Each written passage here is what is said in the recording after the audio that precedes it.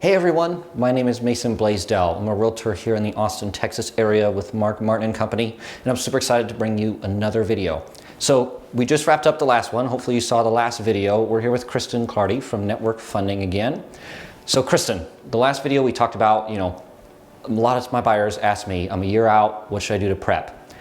They've already done it. They did an excellent job. They've got a great credit score, everything's all set. We went out shopping for the house. We found the one, we wrote an offer, we got it. Right. Now I send you a contract.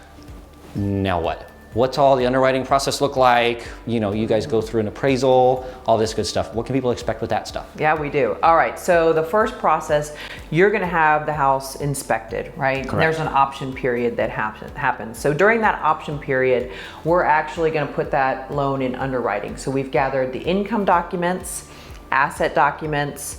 We're just gathering everything that we need to submit to underwriting. So we're not gonna order that appraisal until you tell me that we're moving through on that house or the option period. In case something comes up on the inspection that we want either repaired or compensation for the repairs. That's exactly right. Yeah, so once the file comes out of underwriting, which usually happens pretty quickly, the underwriter may have a few questions. And so those questions could be additional paperwork that we need to see, letters of explanation, just if the borrower could be very prompt about getting those back, that just speeds up the whole process. That always helps. That always helps. Right, so we're ordering title work, making sure that the title is free and clear on the property. We're then ordering the appraisal and waiting for that to come back in. So the underwriting portion, usually takes about, we're closing loans in under 21 days right now. Yeah, excellent. That's great. So as far as appraisal process goes, an appraiser does physically go out to the property. What are they looking for typically? Yeah, so the appraiser is valuing the property for the lender to make sure that what you sold it for, or what you're purchasing it for, is actually what it's valued at. You don't want to pay more for the property than what it's worth. The lender doesn't want to lend more than what the property's worth. Yeah. So if I did my job really well, we won't have any problems there. That's right. So that's very good. And then we get up to closing. At closing, we have a nice big old stack of documents to sign. Well, come on, it's like that.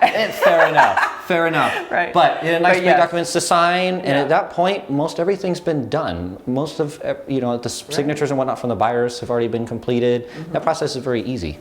Right. So once we receive our clear to close, we're going to have a final CD, a final closing disclosure for everyone to review, and then they have 3 days to review that. Then we're going to get to the closing table where the document's going to be exactly the same. And then they're going to sign a lot of the disclosures, the same ones that they've already signed initially in the initial disclosure package. So it's a day to celebrate. We're closing, we're getting the keys, and we're all finished, right? Yep. So easy enough. So honest, it's usually not as scary as most people think it is.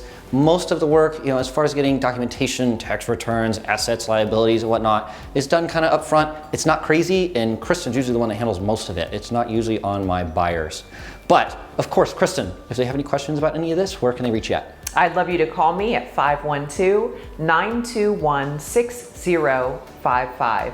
Awesome. And if you have any questions, you're licensed in 18 states. You can pretty much handle anything. So give her a call if you have any questions whatsoever. I'm sure she'd love to help you out. She's been a great help to a lot of my buyers, and they have nothing but good things to say about her. So I also do appreciate you coming on.